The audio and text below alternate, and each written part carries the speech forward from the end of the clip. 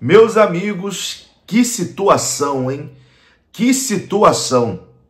Que atuação do Vasco também, né? Mais uma atuação patética, mais uma atuação vergonhosa, mais um vexame do Vasco fora de casa no Campeonato Brasileiro. E hoje poderia ter sido muito pior, tá? Poderia ter sido muito pior. E esse 3-1, a gente acaba, entre aspas, é claro, né? Saindo no lucro, porque hoje estava se desenhando para uma tragédia, estava se desenhando para uma goleada do Corinthians sobre o Vasco. Vamos começar aqui esse pós-jogo de Corinthians 3, Vasco 1. O jogo aconteceu lá em Itaquera e o Vasco perde mais uma no Campeonato Brasileiro. Cara, que momento horroroso do Vasco, né?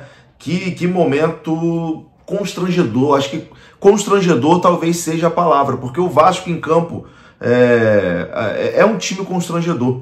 Algumas rodadas já é um constrangimento ver o Vasco jogar. É triste ver o Vasco jogar. É uma coisa que realmente dá uma angústia na gente ver esse time do Vasco em campo. Porque aparentemente é um time que virou um morto-vivo no campeonato. É um time que está esperando a temporada acabar e já largou de mão do campeonato. E aí eu não consigo de verdade entender o que se passa na cabeça do Rafael Paiva, o que se passa na cabeça da direção de futebol, né, do Pedrinho, do Marcelo Santana, do Felipe, e o que se passa também na cabeça dos jogadores. Vou começar falando aqui do treinador Rafael Paiva, né? Porque assim, eu que vocês acompanham aqui o canal, vocês sabem, né? Eu fiz bastantes elogios, né, a Rafael Paiva, porque acho que ele fez, se esse catado, esse time horroroso do Vasco tem 43 pontos, é muito por conta do trabalho do Rafael Paiva, que naquele momento que ele assume ali o Vasco numa crise gigantesca, ele consegue pontos improváveis.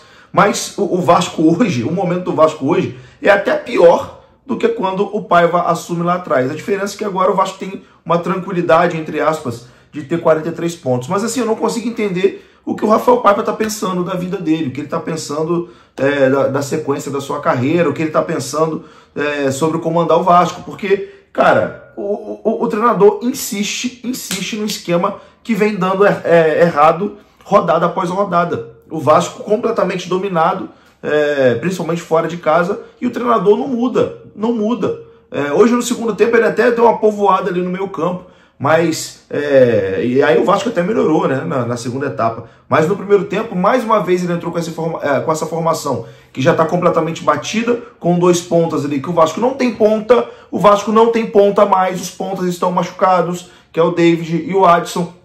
Ele insiste em jogar com dois pontas e aí vai improvisando, né, lateral como ponta. Hoje, mais uma vez, o Vasco jogou com laterais improvisados, o Puma na direita e o Leandrinho na esquerda. O Leandrinho foi substituído ainda no primeiro tempo, estava fazendo uma partida bem ruim, o Leandrinho. E, cara, a vaca foi pro brejo rápido, mas assim, a vaca poderia ter deitado e rolado nesse brejo, porque nos primeiros 30 minutos ali, o Vasco poderia estar levando 5-0 do Corinthians com tranquilidade, porque foi um amasso do Corinthians. Apareceu aquele jogo, né, contra o Botafogo também, que o Botafogo faz 2-0 no Vasco com muita facilidade. Hoje foi assim, acho que com 15 minutos já estava 2-0 para o Corinthians, e o Corinthians já tinha perdido outras oportunidades de gol. Então assim, era para o Corinthians ter amassado no primeiro tempo, feito 4, 5 gols no Vasco.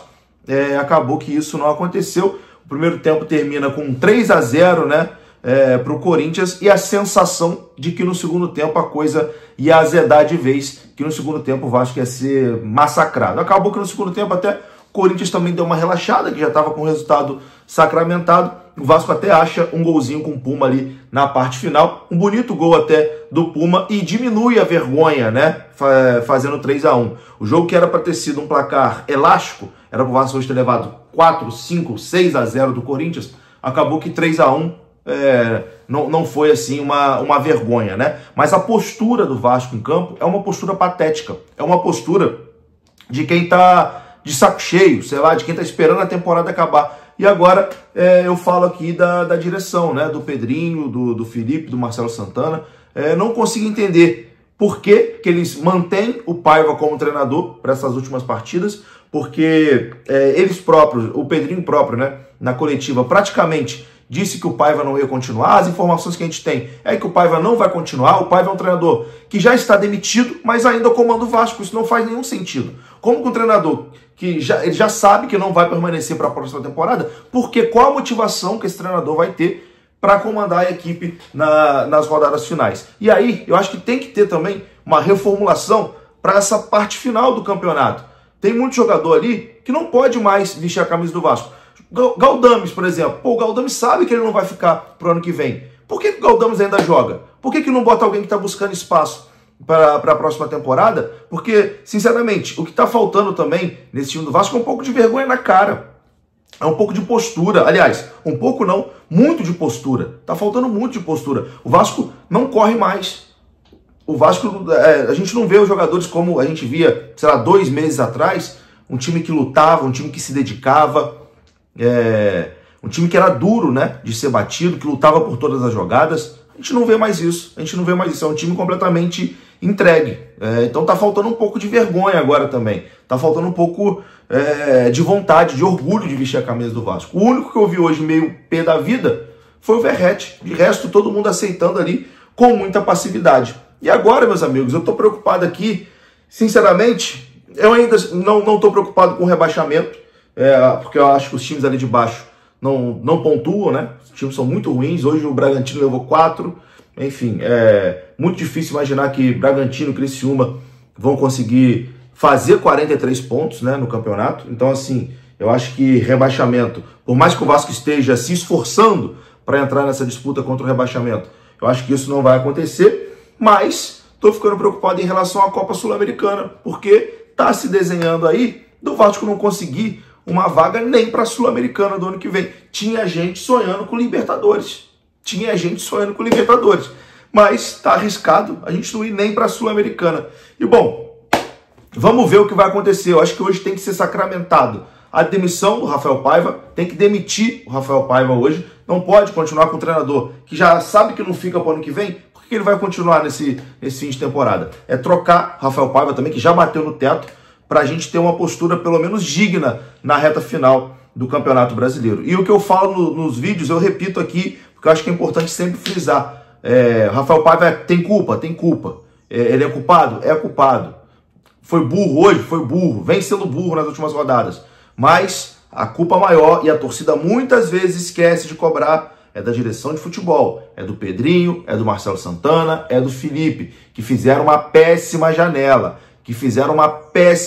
Contratações patéticas. O Vasco tem um dos piores elencos da Série A do Campeonato Brasileiro. Então, tem que ser responsabilizado também Pedrinho, Felipe e Marcelo Santana. Tem que dar nome aos bois. Vamos lá, vamos ver o que vai acontecer. Eu acredito que o Paiva vai ser demitido.